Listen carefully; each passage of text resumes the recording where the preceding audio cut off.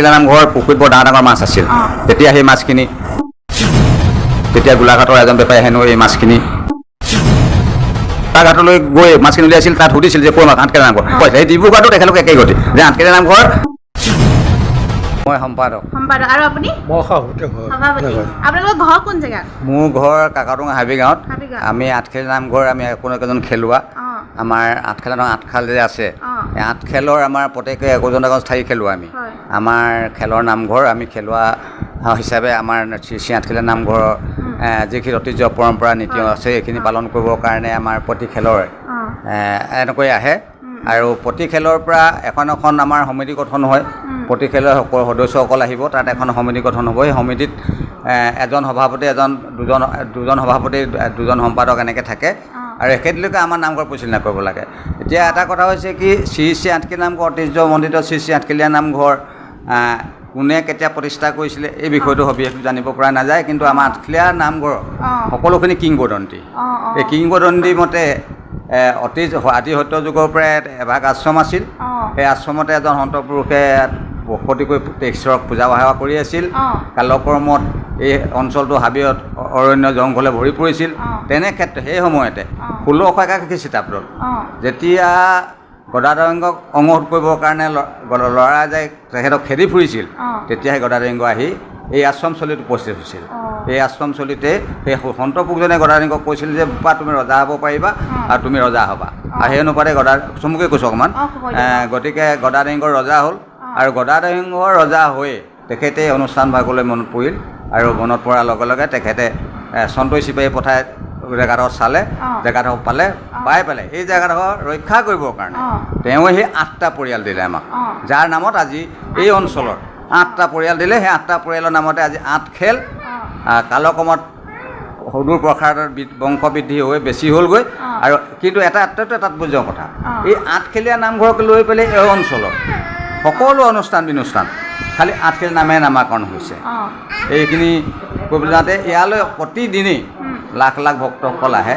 সকলোৱে তেওঁলোকৰ মনোবাঞ্ছা পূৰ্ণ কৰিবৰ কাৰণে এষাৰি দিয়ে আৰু এষাৰি মাধৱ উষায়ে প্ৰভুক মই অনাৰ্থকত এয়া কৰোঁ পৰমানন্দ দাস বুলি ধৰি মনত থৈ নিজৰ ভিতৰ সংগত আঙুলি মুখত কৰোঁ দান্তে নিদলোকে এক ছিঙি দিওঁ চৰণত কেক ছিঙি এই বুলি সকলোৱে আহি প্ৰভুৰ চৰণত আশীষ বিচাৰে। আৰু সেই আশীষৰ দ্বাৰা আমি যিমান ভক্ত বস্তু মেলালৈ আহিছে আমি প্ৰায় লগ পাওঁ। তেখেতলোকে কৈছে যে তেওঁলোকৰ মনোবাঞ্ছা প্ৰায় পূৰ্ণ হৈছে। আৰু সেই হেতুকে আঠখেলীয়া নামঘৰৰ প্ৰতি ভক্তি আৰু ভাৱ অতিকৈ বেছি বৃদ্ধি পাইছে বুলি তেখেতলোকে আমাক জনাইছে। এতিয়া মানে অলপ দিনৰ আগতে মানে কাছৰ ওলাইছিলে ন, মানে নামঘৰৰ ভিতৰত সোমাই গৈছিলে। মই নিউজ এটা পাইছিলোঁ। সেই বস্তুটো মানে আপোনালোকে কি বুলি ভাবে? মানে মৎস্য অৱতাৰ লৈ পিনে যে ভগৱান বিষ্ণু আহিছে বুলি ভাবেনে?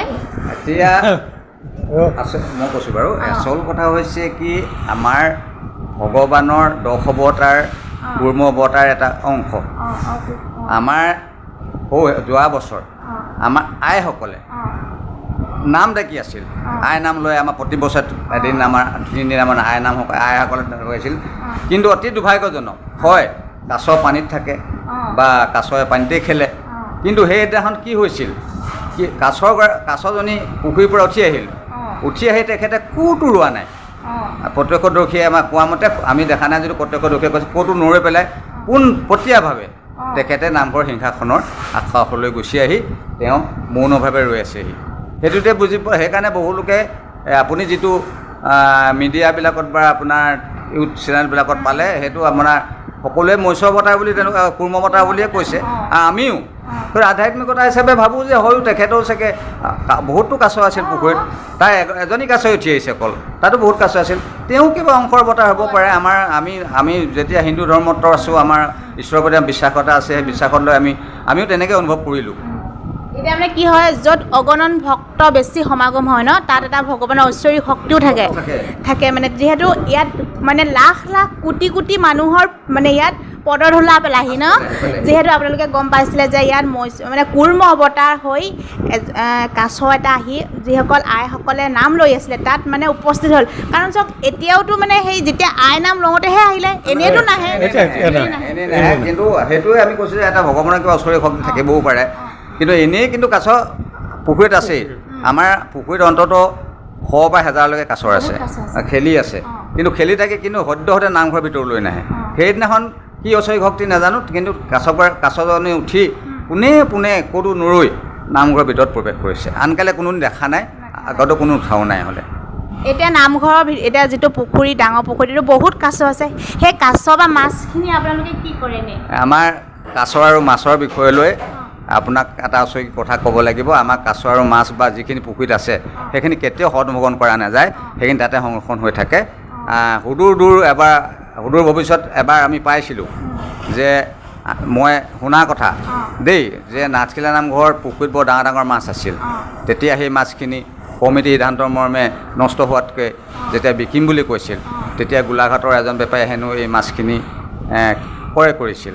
কিন্তু তেখেতে যেতিয়া গোলাঘাটলৈ গৈ মাছখিনি উলিয়াইছিল, তাত সুধিছিল যে ক'ৰ মাছ, আঠখেলীয়া নামঘৰ। তেতিয়া গোলাঘাটবাসী সদৌ ৰাইজে যে আঠখেলীয়া নামঘৰৰ মাছ ইয়াত নুলিয়াবা বুলি তেওঁক বাধা প্ৰদান কৰিলে। আৰু দ্বিতীয়তে তেতিয়াই ডিব্ৰুগড় পাইছিলে, সেই ডিব্ৰুগড়তো তেখেতলোকে একেই গতি যে আঠখেলীয়া নামঘৰ মাছ বা আঠখেলীয়া নামঘৰ যিটো এটা প্ৰাণীৰ প্ৰতি ৰাইজৰ ইমান সদয় হৈ আছে, কোনো অনিষ্ট কৰিবলৈ নিবিচাৰে, তাতে জয়ী কৰি যাওক। এইটো এটা বহুত ভাল কথা, কাৰণ নামঘৰটো বহুত মানে ভগৱান ঐশ্বৰিক শক্তি আছে বুলি মানুহে যিহেতু অন্ত আত্মাই দি লৈছে।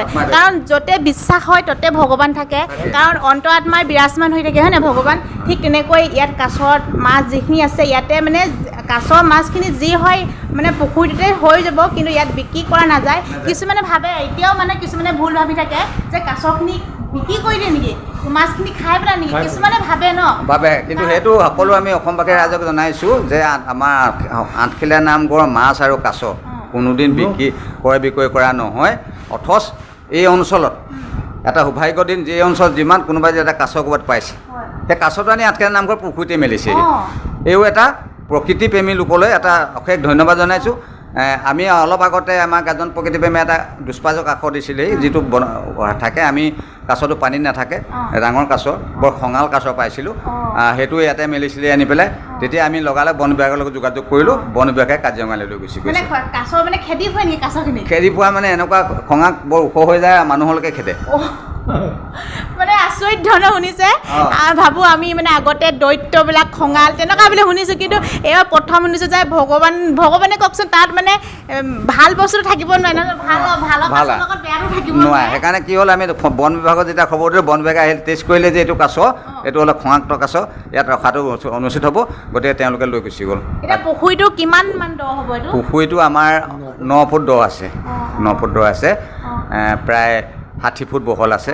আৰু তেনেকুৱা এটা স্কোৱাৰ পুখুৰী আমাৰ, বহুত কাছ আছে। এতিয়াতো 1000ৰ ওপৰত কাছ আছে, এতিয়াও ডাঙৰ আছে। আৰু এতিয়া আৰু এটা আপোনাক কৈছোঁ যে প্ৰকৃতিপ্ৰেমী লোকসকলে ইয়াত আহি আমাক কাছ, শহাপহু কিছুলোকে ঘৰত পুহিছে, কিন্তু ঘৰত শহাপহু আনি পেলাই ইয়াতহে দিছে। এতিয়া আনি পেলাই আমি পুখুৰী পাৰতে, এটা পাৰতে আমি তেওঁলোকক ৰাখিছোঁ, তাতে আছে।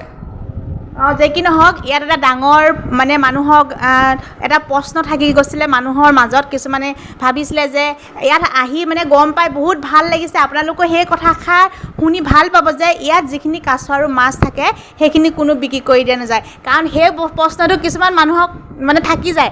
আৰু বহুত শুনি ভাল লাগিলে, আৰু আপুনি কৈ দিয়ক যাতে ভুলটো কোনেও মানে ধৰি। আমি সেইকাৰণে সদৌ অসমবাসী ৰাইজক বা আমি ভাৰতবাসী ৰাইজকে জনাইছোঁ যে শ্ৰী শ্ৰী আঠখেলীয়া নামঘৰৰ পুখুৰী মাছ আৰু কাছৰ কোনো দিনাখন ক্ৰয় বিক্ৰয় কৰা নহয়। গতিকে এইটো কোনোবাই যদি কয়, সেইটো আপোনালোকে মিছা কথাত ভুল নাযাব। সকলোৱে আপোনালোকে জানক যে আঠখেলীয়া নামঘৰ ঈশ্বৰৰ ওচৰত যিমান প্ৰাণী আহিছে চব সংৰক্ষিত হৈ থাকে। আপোনালোকে শুনিলে, আৰু আপোনালোকে যিমান পাৰে ভিডিঅ'টো সিমান শ্বেয়াৰ কৰি দিব গোটেই অসমবাসী ৰাইজক, আৰু এই কথাষাৰ প্ৰত্যেকজনে জানক। আৰু কিছুমান একাংশ দুষ্কৃতিকাৰীয়ে তেনেকৈ ভাবে যে এইটো এটা বিক্ৰী কৰি দিয়ে, খাই দিয়ে, তেনেকৈ মানে বদনাম হ'বলৈ এটা সুযোগহে লাগে, হয় নহয়? কয়, বহুতে কয় যে আপোনালোকৰ আঠখেলীয়া নামঘৰ পুখুৰী মাছ নিবিকে যদি কি কৰে, যে ক'লৈ যায়। কিন্তু আমাৰ এটা ডাঙৰ কথা আছে কি, পুখুৰীত যিকেইটা মাছ আছে তাত যদি কিবা এটা মৰা বা কিবা এটা কৰিবলৈ, তেতিয়া কাছই ভক্ষণ কৰে। মাছকেইটা কাছক খাবলৈকে লাগিব। কাছৰ এইটো বিস্কুট খাই কিমান যাব, অকল সেৱকীসকলে অনা বিস্কুট বা কিবা খাই থাকে, তেওঁলোক খাব। সেইকাৰণে আমি কাছৰ কাৰণে আমি নামঘৰৰ ফালৰ পৰা আমি কিছুমান মাছ মেলোঁহে, তাত মেলি দিওঁ যে কাছৰ কাৰণেই লাগে। বাৰু যে কি নহওক আপোনালোকে টাইমকণ দিলে মোকো আৰু বহুত নজনা কথা আজি জানিলোঁ আৰু মানে অৱশেষত আপোনালোকে শ্বেয়াৰ কৰি দিব অৱশেষত মই আপোনালোকৰ ওচৰত তুমি বাঢ়িছা তোমাৰ এইটো হেৰি হ'ল দিলোঁ আমি আশীৰ্বাদ দিলোঁ আপোনাৰ আশীৰ্বাদ দিছে আকৌ এতিয়া মই পূৰা বাঢ়ি যাম কৈ দিয়ক আশীৰ্বাদ দিয়া ধুনীয়াকৈ আমি এক আশীৰ্বাদ কৰিছোঁ যে মহাপ্ৰভু শ্ৰী শ্ৰী আঠখেলীয়া নামঘৰে এওঁ যি পদ্ধতি গ্ৰহণ কৰিছে তাত যাতে উন্নতি প্ৰতি পদত উন্নতি হ'ব কৃষ্ণ ধন্যবাদ